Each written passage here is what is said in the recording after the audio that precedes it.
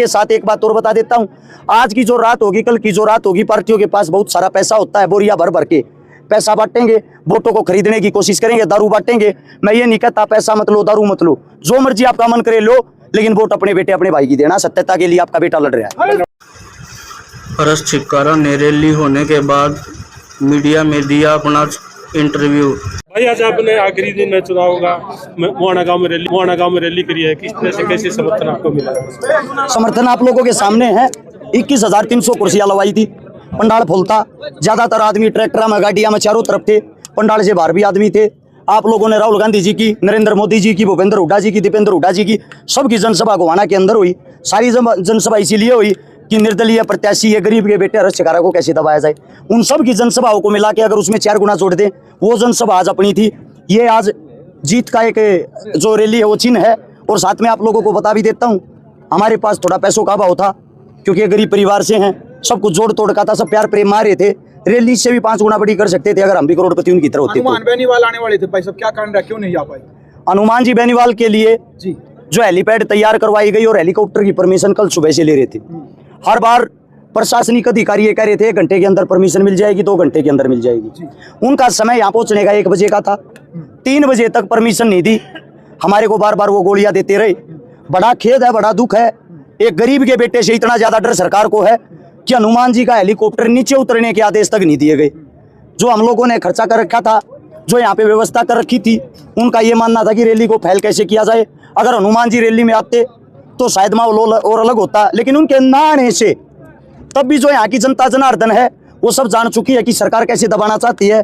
प्रशासनिक अधिकारी कल से बार बार आगे धमकियां देके जा रहे थे कि आप लोगों को परमिशन सिर्फ और सिर्फ 6,000 आदमियों की है और आप कुर्सियां यहाँ 21-22 हजार लगवा रहे हो।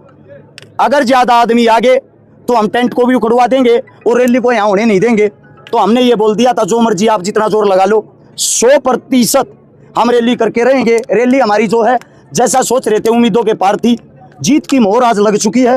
हनुमान जी जो नीचे नहीं उतरे, इससे सरकार के जो मंसूबे हैं वो साफ साबित हो गए हैं कि सरकार कितनी डरी हुई है। 4 बार के सांसद, 5 बार के विधायक पर हर्ष छिक्कारा भारी पड़ते दिखाई दे रहे हैं। भारी हर्ष छिक्कारा नहीं, ये जनता पड़ रही है। उसका रीजन ये है, जनता जान चुकी है। जनता खाली वोट डालने के लिए थोड़ी है। 5 बार का विधायक हाथ जोड़ के ये कहता है 1 मौका और दो। 5 मौकों में आपने क्या किया कि आप 1 मौका और मांग रहे हो? साथ में इतना भयभीत हो रखा है, हार स्वीकार भी कर ली विधायक साहब ने। कल रात की वीडियो देखो क्या बोल रहा है, अगर मेरे को वोट नहीं देनी, इशारा दिया है सेब वाले को दे देना, किसी और को मत देना। यानी कि हमारे से डर है, मेरे को नहीं जिता रहे तो इसको जिता दो। दोनों मिल चुके हैं, दोनों एक हैं। और साथ में जो भारतीय जनता पार्टी का है, उन्होंने तो हार पहले ही स्वीकार कर ली थी। यहीं से एक निर्दलीय लड़का बड़ा अच्छा चल रहा था, वो हमारे अपने दलित समाज का बेटा था गोहाना से, उसकी अच्छी राजनीति चलती, युवा था, आने वाले टाइम का भविष्य होता। 2 करोड़ रुपए के ऊपर अपना दीन अमान बेच दिया, अपनी कौम बेच दी। आगे जीवन में जीवन 100 वोट लेने के लायक भी उसने अपना करियर नहीं छोड़ा। मैं तो ये कहता हूं, जो अपनी कौम को, जो अपने ईमान को बेच देता है, उससे घटिया इंसान इस धरती पे ही नहीं है। आपने बीजेपी के और जो कांग्रेस के उम्मीदवार है उन पे आरोप लगाया था कि वे दोनों के परिवार से डॉक्टर है और हल्के की सेवा न करके वो दोनों ही बार के लोगों की सेवा करती है। देखिए, सबसे बड़ी बात यह है, जो हमारे विधायक साहब हैं, अगर वे इतने सेवा करने वाले होते, बागपत में, बड़ौत में, यूपी में जाकर अलग अलग जगह बड़े बड़े कई करोड़ रुपए के हॉस्पिटल खोल रहे हैं, बिजनेस कर रहे हैं, वो बिजनेस उन्होंने गोहाना में क्यों नहीं किया? वोट चाहिए गोहाना की, पैसा कमाता है बाहर से, यहाँ इसलिए नहीं किया ताकि यहाँ की जनता जाकर कुछ न कुछ छूट ना ले ले, जाकर किसी गरीब ने न्यू ना कहनी पड़ जाए जी आपका वोट गिरनिया, मेरा इलाज मुफ्त कर दो। साथ में जो डॉक्टर साहब हैं, वोट चाहिए गोहाना तय, हॉस्पिटल चला रहे दिल्ली में। तीसरा जो यहाँ से हर्ष छिक्कारा है, आयुर्वेदिक अपना दवाइया का काम है, सभी को इस बात का पता है। सोनीपत के अंदर अपना ऑफिस है आयुर्वेदा का। 60 साल से ज्यादा उम्र का आदमी जो भी दवाई लेने के लिए आता है, सुनाओ तो आज तो लड़ना शुरू कर 5 साल तक दवाई फ्री दी आ रहा।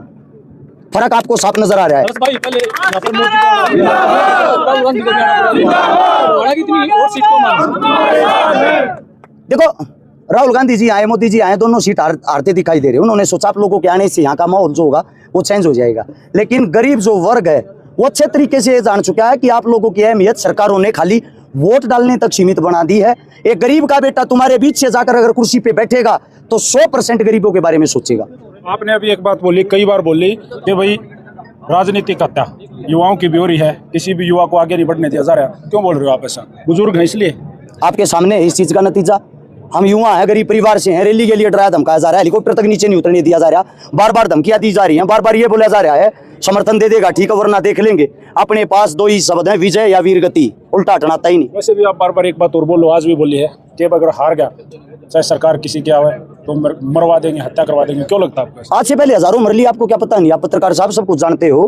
ताकतवर आदमी जो भी होता है, अगर उसके अंदर ताकत सत्ता की ना आ पाई, कुर्सी की ताकत ना आ पाई, आने वाले वक्त में वो ऐसे हमारे को क्यों छोड़ेंगे? क्योंकि वो हमारे को दुश्मन मान चुके हैं, और जब दुश्मन आपसे तगड़ा हो तो आपके पास एक ही ऑप्शन बचता है, इसको कैसे न कैसे ऊपर पहुंचवा दो। थोड़ी देर बाद प्रचार बंद हो जाएगा, अब किस तरह की रणनीति है, कैसे चुनाव लड़ोगे? रणनीति ये है, 62 गांव है, गोवाना शहर है, 214 बूथ हैं, हर बूथ के ऊपर हमारे जितने जो लड़ाके, हमारे जो सैनिक हैं युद्ध के अंतिम पड़ाव में, उन सबको बाहर निकल के अपने बूथों को मजबूत करना है, अपने गांव को मजबूत करना है। हर आदमी को मेरे पीछे ना घूम के अपने गांव के अंदर ड्यूटी देनी है, अपने शहर के अंदर, अपने बूथ के अंदर ड्यूटी देनी है। साथ के साथ चुनाव के टाइम पे 5 तारीख की शाम के 6 बजे तक कोई भी साथी ढीला ना रहे, और बार बार अफवाहें फैलाई जाएंगी, अफवाहों पर ध्यान ना दे। वो बिक गया, वो बैठ गया, उसने समर्थन दे दिया। जिसके साथ तुम लगे हुए हो, तुम्हारा भाई जब तक शरीर के अंदर खून की आखिरी बूंद लड़ता रहेगा, झुकना स्वीकार नहीं करेगा। अपने भाई पे विश्वास करना। साथ के साथ एक बात और बता देता हूं, आज की जो रात होगी, कल की जो रात होगी, पार्टियों के पास बहुत सारा पैसा होता है, बोरिया भर भर के पैसा बांटेंगे, वोटों को खरीदने की कोशिश करेंगे, दारू बांटेंगे। मैं ये नहीं कहता पैसा मत लो, दारू मत लो, जो मर्जी आपका मन करे लो, लेकिन वोट अपने बेटे अपने भाई की देना। सत्यता के लिए आपका बेटा लड़ रहा है। धन्यवाद।